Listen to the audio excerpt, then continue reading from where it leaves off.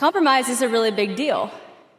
Compromise has big consequences. It always starts out small, but it ends up being a really big deal, and we're going to talk about that. I was actually watching this sermon during that time of my life, and I heard Brooke Lidgerwood say, she was preaching at VU Church, incredible worship leader, incredible preacher too, and she said, compromise is convincing yourself it's okay to do the wrong thing if it's for the right reason.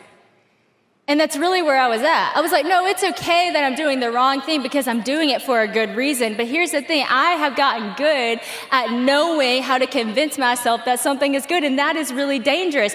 Now, the Bible really shows us how dangerous that is. And it's not like, obviously it talks about there's a path that seems right to a man that in the end it leads to death.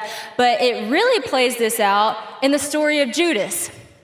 Now, before you go, oh my gosh, this is so extreme. Are you comparing my life to Judas because I was watching Love is Blind? No. But what I am saying is that if you ignore your conviction and you continue to compromise, these little things can end up being a really big thing. And honestly, when you really think about it, to compare your life to the life of Judas, before it got bad, it was actually looking pretty good. Judas was one of the 12 disciples.